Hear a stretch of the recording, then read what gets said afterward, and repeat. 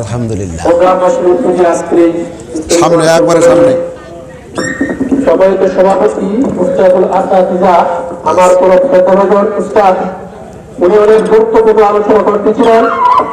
হুজুরের যে সময় স্বল্পতার কারণে হুজুর উনার কথাবার্তা ব্যাখ্যা করতে পারেন না বলে আমরা দুঃখিত। যাই হোক, আজকে বিশেষ অতিথি আমাদের সামনে বসে আছে। উনি এখন আপনাদের সম্মুখে পুরানো হাদিস থেকে গুরুত্বপূর্ণ তাফসীর নিয়ে আসবেন। উনার নাম আব্দুল রাজ্জাক জাহাদি। তিনি বাতিলের বিরুদ্ধে বলিষ্ঠ কণ্ঠস্বর। ওনার আগে এই গ্রামের মোহাম্মদ আব্দুল গফুরের ছেলের দিকে সুযোগ্য নাতি হাফেজ কানবাহাদুর তামিম পুরানো তারিখ থেকে তেলাওয়াত করবেন। ছোট করে করো বাবা, ছোট করে দাও। আসসালামু আলাইকুম ওয়া রাহমাতুল্লাহি ওয়া বারাকাতুহু। আউযু বিল্লাহি মিনাশ শাইতানির রাজীম।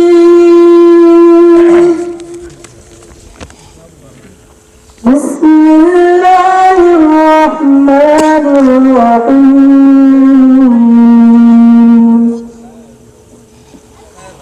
وكذلك أوحينا إليك روحا من أمرنا ما كنت تدري ما الكتاب ولا الإيمان ولكن جعلناه نورا نهدي به من نشاء من عبادنا وإنك لتهدي إلى صراط مستقيم صراط الله الذي له ما في السماوات وما في الأرض ألا إلى الله تصير الأمور صدق الله العظيم ما شاء الله বলি সবাই ما شاء الله إن الحمد لله الأكرم الذي خلق الإنسان وكرم وعلمه من البيان ما لم يعلم فسبحان الذي لا يحصى امتنانه باللسان ولا بالقلم نشهد أن لا إله إلا الله وحده لا شريك له ونشهد أن سيدنا وسندنا وحبيبنا وطبيب أرواحنا محمدا عبده ورسوله الذي أرسله بالحق بشيرا ونذيرا وداعيا إلى الله بإذنه وسراجا منيرا فقد قال الله تعالى في كلامه المجيد وفي برهانه التوحيد أعوذ بالله من الشيطان الرجيم بسم الله الرحمن الرحيم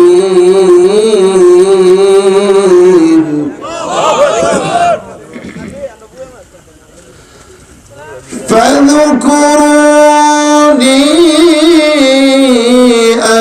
أذكركم واشكروا لي ولا تكفرون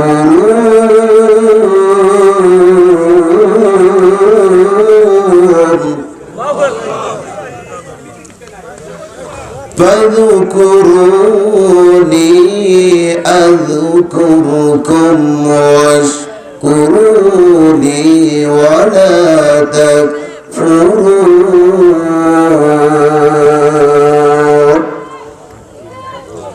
صدقت يا ربنا. عن عبد الله بن عمر رضي الله تعالى عنه قال قال النبي صلى الله عليه وسلم تفترق أمتي على 73 ملة كلهم في النار إلا ملة واحد. قيل من هي يا رسول الله؟ قال ما أنا عليه وأصحابي. رواه الترمذي. وقال تعالى في شان رسوله إن الله وملائكته يصلون على النبي يا أيها الذين آمنوا صلوا عليه وسلموا تسليما.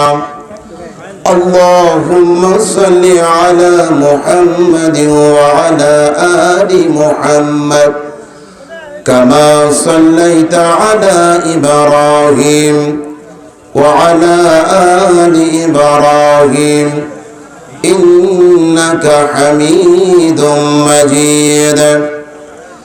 اللهم بارك على محمد وعلى آل محمد كما باركت على إبراهيم وعلى آل إبراهيم إنك حميد مجيد. বিরার ভিটা পূর্বপাড়া নুরানি মক্তবের গ্রামবাসী যুব সমাজ কর্তৃক আয়োজিত তাফসিরুল কোরআন মাহফিলের সম্মানিত সভাপতি জনাব ইউসুফ আলী সাহেব, উপাধ্যক্ষ অবসরপ্রাপ্ত চৌগঙ্গা বাজার ফাজিল মাদ্রাসা, আতালাল্লাহু উমরাহু ফি হায়াতি। সকলে বলছে আমিন। আমার বাম পাশে যিনি বসে আছেন হযরতে মাওলানা মুহাম্মদ জসিমউদ্দিন সাহেব, সাবেক প্রিন্সিপাল, কৃষ্টপুর আজিজিয়া দাখিল মাদ্রাসা। মোহতারামকে ইসলামের জন্য আল্লাহ কবুল করে বলছে আমিন।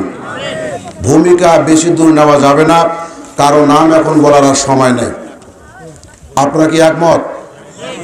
সময় খুব কম, অল্প সময়ের মধ্যে বেশি কথা বলতে হবে। কারণ একদিকে আকাশের পরিস্থিতি ভালো না, রাস্তায় তো ভিজে আসছি, আবার যদি মাহফিলে এসে ভিজে যায় তাহলে আর বাসা যেতে হবে না। আপনারা তো নিজ নিজ সভা শেষ করে বাড়ি চলে যাবেন, আমি যাব কই?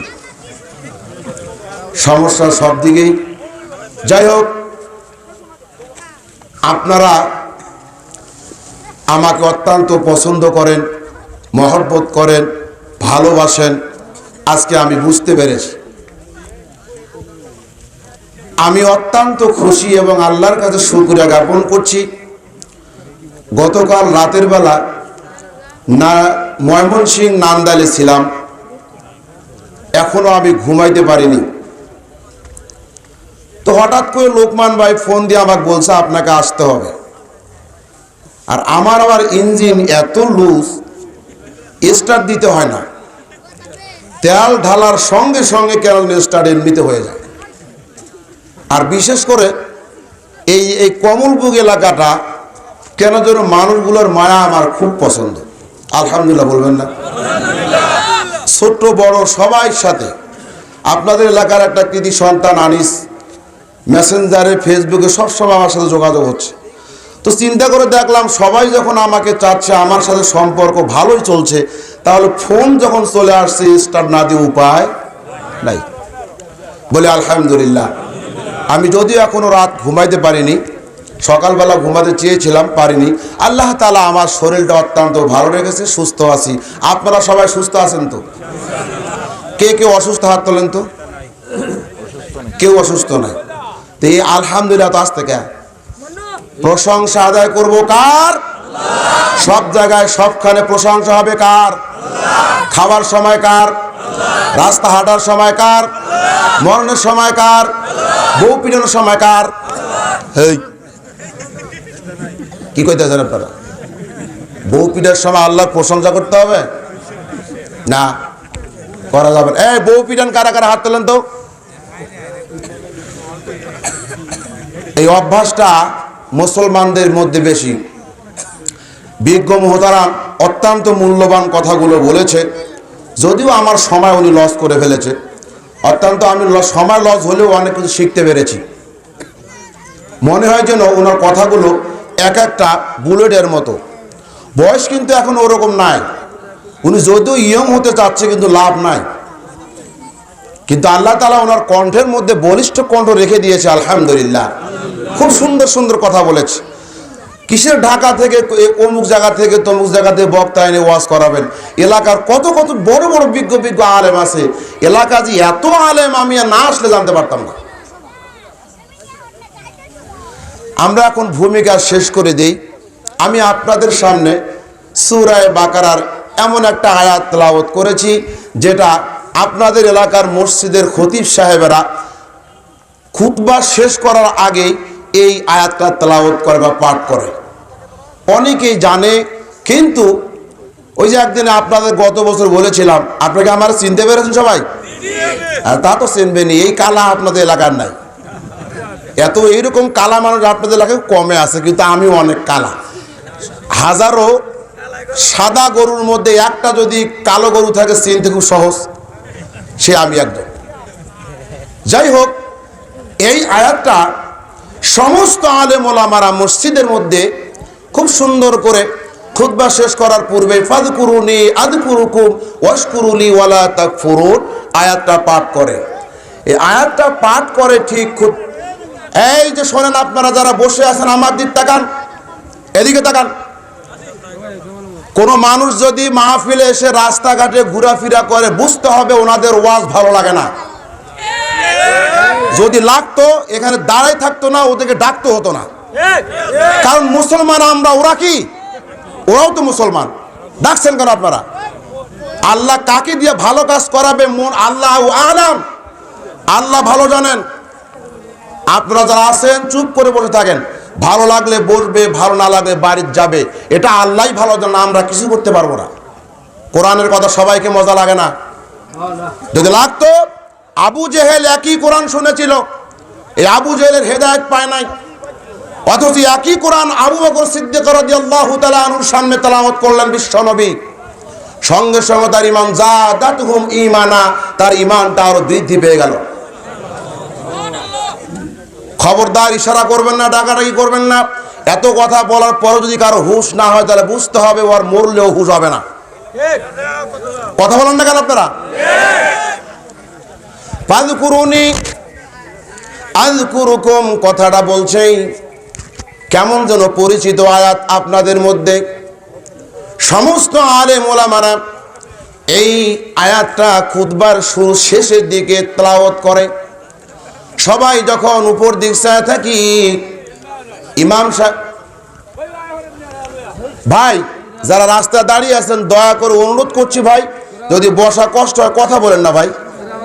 অল্প সময় তো কথা বলেন না ভাই, খুব সমস্যা হয় ভাই। কোরআনের মজলিসে কথা বললে বেয়াদবি হয় কোরআনের সাথে। কেন এটা আপনারা বুঝতেছেন না? কি রাগ করছেন নাকি আপনারা? থাক না, আপনারা চুপ থাকেন বাবা, আমি তো বলছি। রাগ করা যাবে না, কোরআনের মজলিসে রাগ করা যাবে না। বলছিলাম সমস্ত আলেম এই আয়াতটা জানে, অথচ এই আয়াতটা যখন তেলাওয়াত করে ফাযকুরুনি আযকুরুকুম ওয়াশকুরুলি ওয়া লা তাকফুরুন।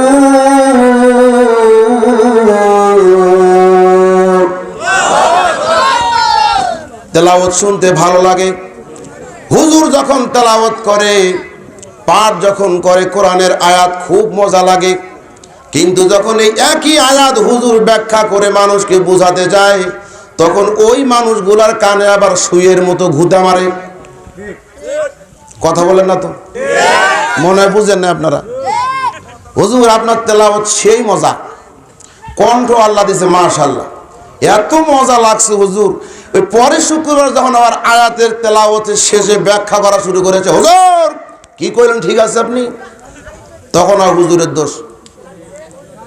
আহা, মোহতারাম বলেছেন যে আলেমের দায়িত্ব হচ্ছে বিশ্বনবী মুহাম্মদ রাসূলুল্লাহ সাল্লাল্লাহু আলাইহি সাল্লাম, আল উলামাউল ওয়ারাসাতুল আম্বিয়া, এই আলেম ওলামা হচ্ছে বিশ্বনবীর ওয়ারিস। তার মানে সম্পদের ওয়ারিস নয়, জায়গা জমিনের ওয়ারিস নয়।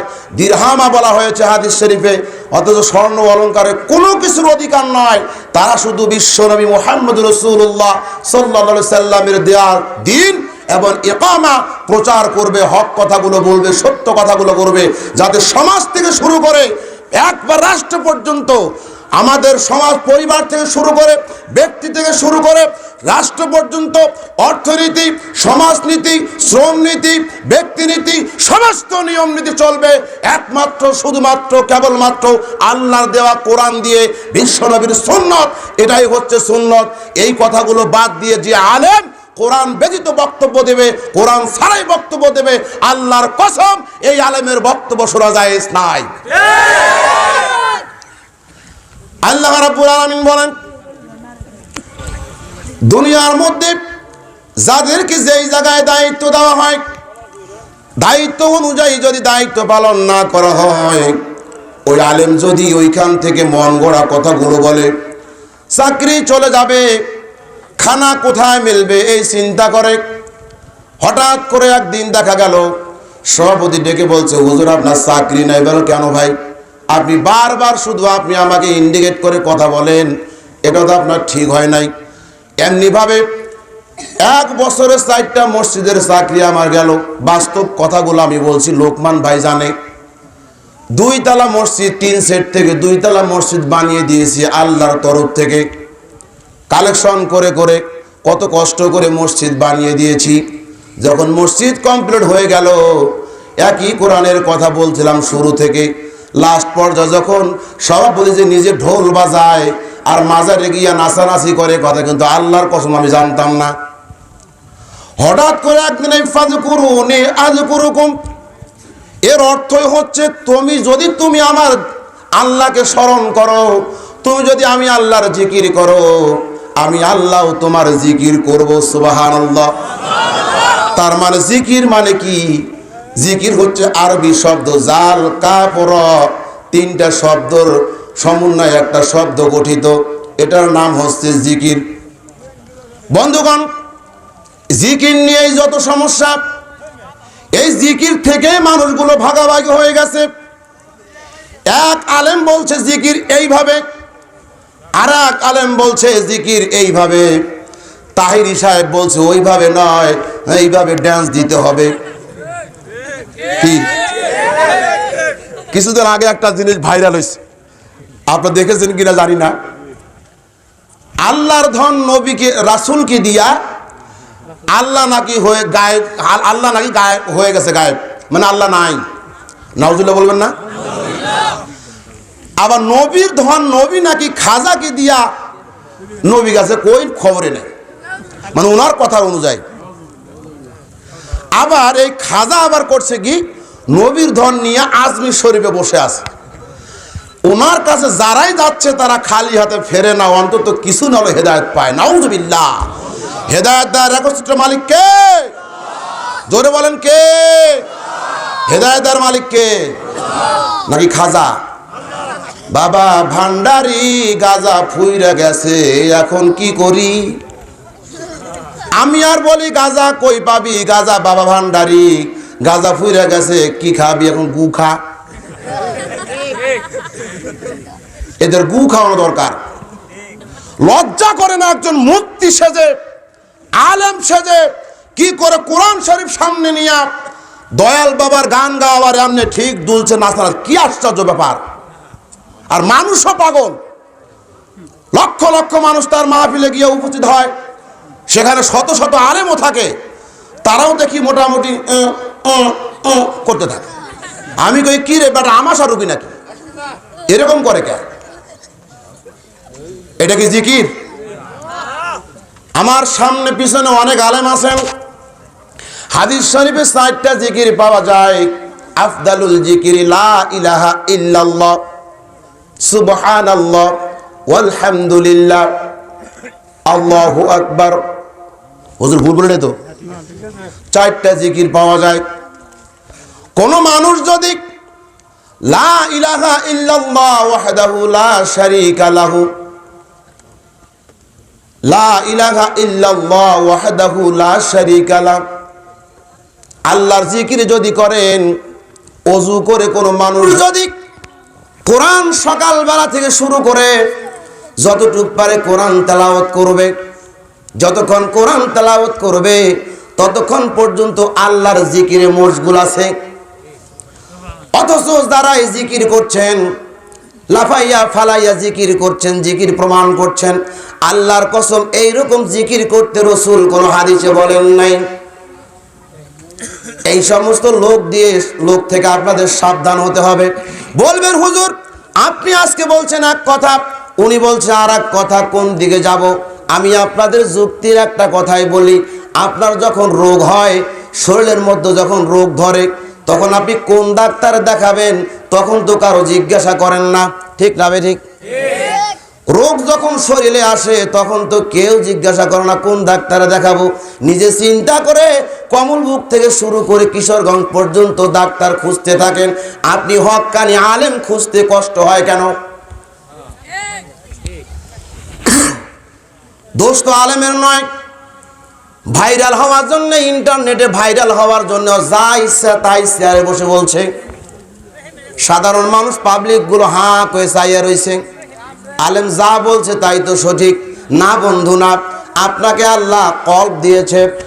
ইন্নামাল মুমিনুনা আল্লাযীনা ইযা যুকিরাল্লাহু ওয়াজিলাত কুলুবুহুম ওয়া ইযা তুলিয়াত আলাইহিম আয়াতুহু যাদাতুহুম ঈমানা ওয়া আলা রাব্বিহিম ইয়াতাওয়াক্কালুন।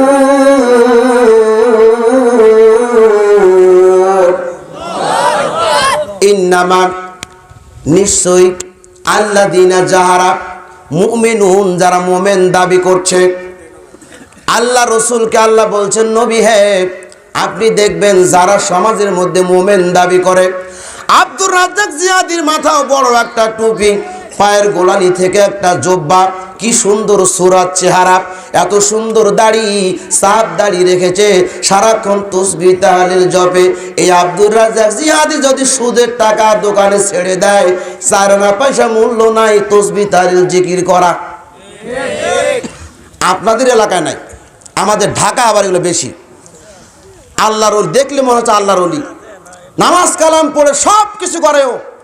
এত ভালো মানুষ সমাজের মধ্যে নিজে দেখেছি, একটা খাতা ও আবার করে না, অন্য লোক দিয়ে একটা লোক রেখেছে, খাতা দেয় কলম দেয়, দোকানে দোকানে ঘুরে সুদের টাকা লাভ নিয়ে এসে উনি আরামসে পরিবার চালাচ্ছে, আর মসজিদ গিয়ে তাসবিহ তাহলিল জিকির করে। বলেন তো এই জিকিরের কোনো মূল্য নাই? আপনারা যারা মাহফিল দিয়েছেন এলাকার লোকগুলো, এই মাহফিল থেকে যদি কোনো শিক্ষা অর্জন করতে না পারেন, প্রতি বছরে তো আপনার এখানে মাহফিল হয় বা হবে, আমি যতটুকু জানি। আপনারা বলেন তো, একটা লোক যদি মাহফিল থেকে নামাজি ব্যক্তি বের না হয়, হেদায়েত প্রাপ্ত না হয়, নামাজি না হয়, তাহলে এই মাহফিল দিয়ে কোনো সার্থকতা নাই। আমি আজকে যদিও জিকিরের আলোচনা করব, আমার সময় নেই বিধায় আমি সব কিছু কথা আজকে বলার চেষ্টা করব। এই যে নামাজ পড়বেন না আপনারা, গত কয়েক বছর আগে আমি বলে গিয়েছি যে আপনারা যারা বৃদ্ধ লোকগুলো আছেন বেশি বেশি করে তাহাজ্জুদের সালাতটা আপনারা আদায় করবেন। আপনারা সালাতের মধ্যে তাহাজ্জুদ পড়ে আল্লাহর কাছে কানবেন। কিয়ামতের দিন আপনি যখন জিকির করবেন, 4টা জিকিরের মধ্যে লা ইলাহা ইল্লাল্লাহ, সুবহানাল্লাহ, আলহামদুলিল্লাহ, আল্লাহু আকবার।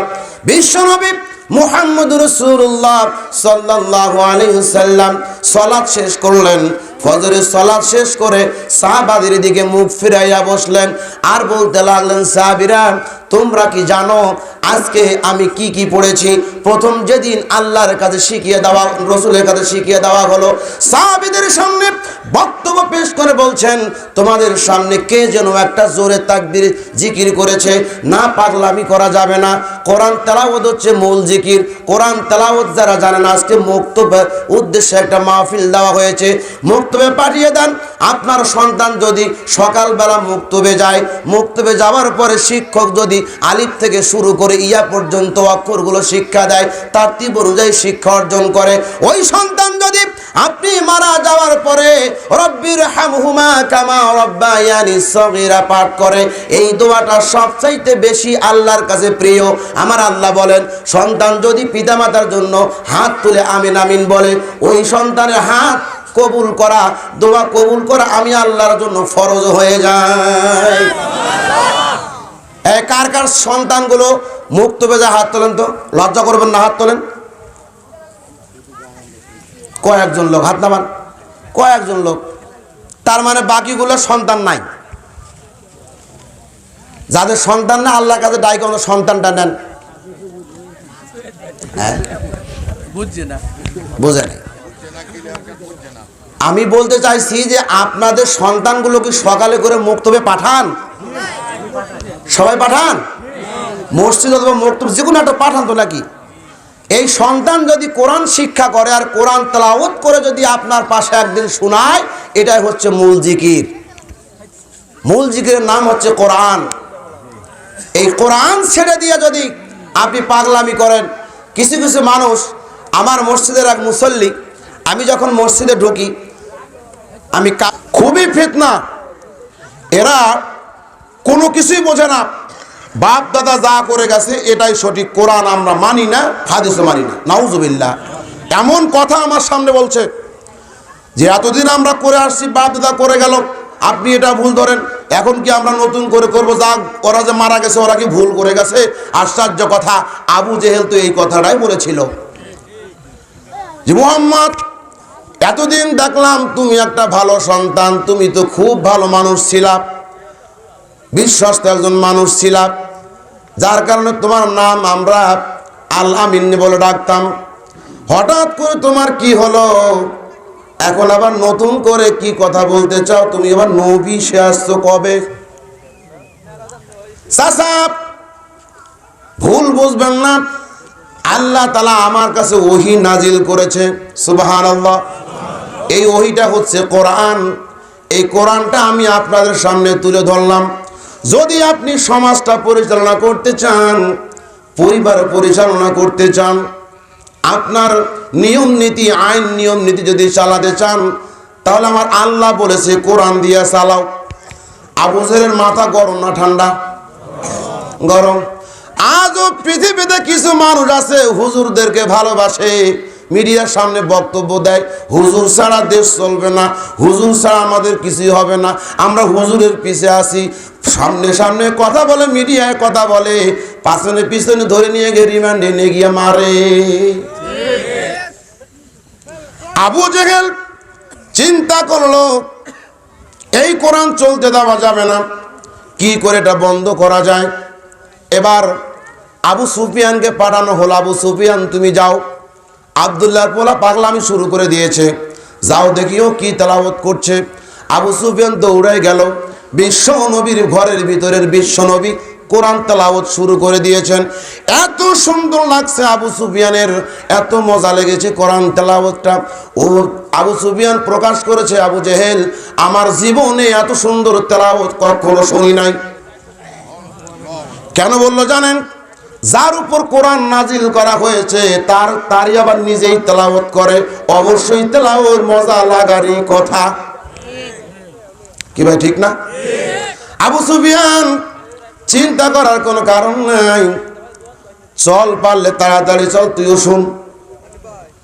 এবার আবু সুফিয়ান কে তোর মাথা খারাপ, থাপড়ায় দাঁত ফালাই দেবো আমি।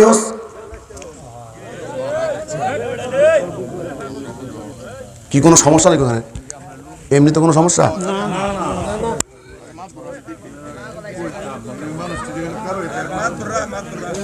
লা ইলাহা জোরে, লা ইলাহা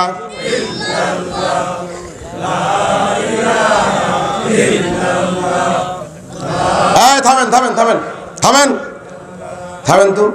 আপনারা সবাই হাতগুলো উঠান, উঠান হাত। হ্যাঁ দেখি কতগুলো, মাশাআল্লাহ অনেক হাত। লিল্লাহি তাকবীর। এই হাত না বলেন কেন? হাত উঠান। লিল্লাহি তাকবীর।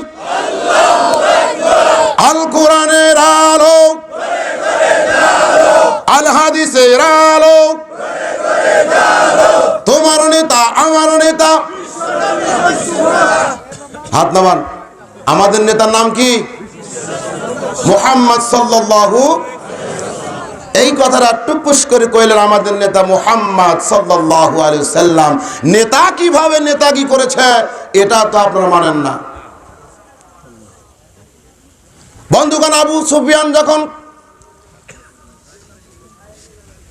আবু জেহেলকে বলতে লাগলো, আবু জেহেল তাড়াতাড়ি চল যদি শুনতে চাও। কয় না, যদি আমি প্রধানমন্ত্রীর তেলাওয়াত শুনতে যাই তাহলে তো আমার সমস্ত নেতারা মুহাম্মদের দলে চলে যাবে। এইবার আবু জেহেল চিন্তা করে, সবগুলো তোমরা এদিকে আসো। উতবা সাহেবা যতগুলো কাফের নেতারা ছিল সমস্ত নেতাকে ডাক দিয়ে তিনি আইন পাশ করলো। وقال الذين كفروا لا تسمعوا لهذا القرآن والغوا فيه لعلكم تغلبون لا تسمعوا لهذا القرآن। ও আবু সুফিয়ান, উতবা সাহেব ভালো করে শোনো, আজকের থেকে মুহাম্মদের কোরআন তেলাওয়াত শোনা যাবে না। ও কোরআন দিয়ে যা বলে সেটাও মেনে নেওয়া যাবে না। যেইখানে কোরআন তেলাওয়াত শুরু হবে সুফিয়ান, সেইখানে গিয়ে বাধা ওয়াল গাউফিহি, দরকার হলে হট্টগোল শুরু করে দিবা, মারামারি করবা, আস্তে করে বক্তার উপর হামলা করে লাস্টে তুমি নামাই দিবা। কথা বোঝেন নাই? কথা বলেছি আপনাদের বিরার ভিটা যা গিয়ে গেছে কিন্তু আমেরিকায়। কিছু দেখেছি 90 আবু জেহেলের গোষ্ঠীরা আফতাবউদ্দিন নামের একজন আলেম, বিজ্ঞ আলেম বক্তব্য পেশ করছেন। হঠাৎ করে এমন একজন কুলাঙ্গার দাঁড়িয়ে উঠে স্টেজে উঠে বক্তাকে, আলেমকে অকট্ট ভাষায় বকাবকি শুরু করে দিয়েছে। আবু জেহেল আইন পাশ করলো, ওয়াল গাউফিহি, হট্টগোল শুরু করে দিবা। আজ 90 আবু জেহেলের গোষ্ঠীরা ঠিকই একই কাজ শুরু করে দিয়েছে। এরপর আরেকটি জিনিস দেখেছি, আলেম উনি বলেছে মুসলমানদের বন্ধু কখনো খ্রিস্টানরা হতে পারে না, মুসলমানদের বন্ধু কখনো হিন্দুরা হতে পারে না। যতই আপনার সঙ্গে ঘুরবে, যতই আপনার সঙ্গে ঘোরাফেরা করবে, একই ক্লাসমেট, একই ক্লাসে পড়াশোনা করেছেন, কিন্তু ওই ছেলেটাকে যখন আপনি কালেমার দাওয়াত দেবেন ও মানবে না। কি মানবে?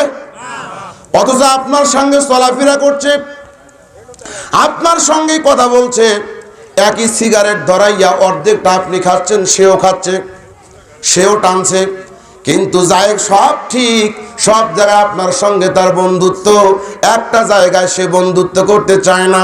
ও যতই যাই করুক না কেন, যখন কালেমার দাওয়াত দেবেন ওই হিন্দু কখনো মুসলমান হইতে চাইবে না। বন্ধুগণ, খুব সুন্দর একটা কথা বলেছেন। মুসলমানদেরকে এখন সুবিধার জন্য, আমি যখন প্রথম ঢাকায় ঢুকি 2000 সালে, তখন কিন্তু মোবাইল ছিল না, যদিও থাকতো অনেক দামি মোবাইল ছিল। বড় লোকেরা ছাড়া, টাকাওয়ালা লোক ছাড়া মোবাইল কিনতে পারতো না। সিমের দামই ছিল প্রায় 800 টাকা, যারা মুরব্বী তারা জানবেন। এখন সেই সিম 50 টাকা যদি কেনেন, 70 টাকা ব্যাগ দেয়, কি দেয় না? তার মানে ফিরে আসছে কেন? সব কিছু বুঝতে হবে। আগে আপনি যখন মা বোনদের কাপড় যখন দেখেছেন, রাস্তায় যখন কোনো ছোট পোলাপান মার্বেল খেলতো, আমি আগে বলেছি, আজকে বক্তব্য হবে না, বাস্তব কথাগুলো হবে।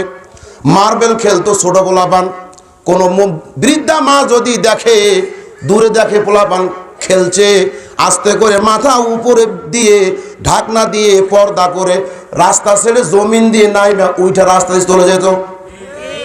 এগুলো আপনাদের দেশে না থাকতে পারে, আমাদের দিনাজপুরে অনেক এগুলা। বন্ধু, কোথার থেকে কোথায় আসছে?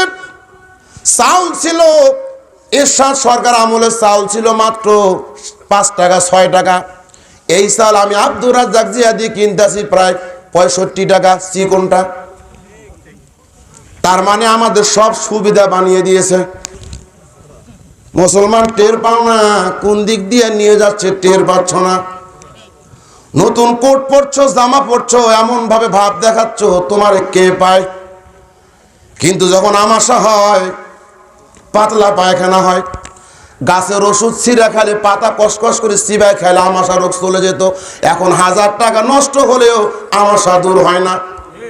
কারণ কি জানেন? এই কথায় কথা বের হচ্ছে। এখন যদি এলাকার মধ্যে সমস্ত লোকগুলো বলি, বুকে হাত দিয়ে বলেন তো, হালাল উপার্জন কয়জন করেন? 100-র মধ্যে 0 ডিগ্রি সবাই হয়ে যাবে। আমি আব্দুর রাজ্জাক যদিও মাইক ফাটাচ্ছি, আমার কি দোষ নাই? কি দোষ নাই? আমি কি ফেরেশতা নাকি? বন্ধুগণ, পশ্চিমা বিশ্বের মানুষগুলো কখনো মুসলমানদের ভালো চায় না। ওরা চায়নাকে লেলিয়ে দিল।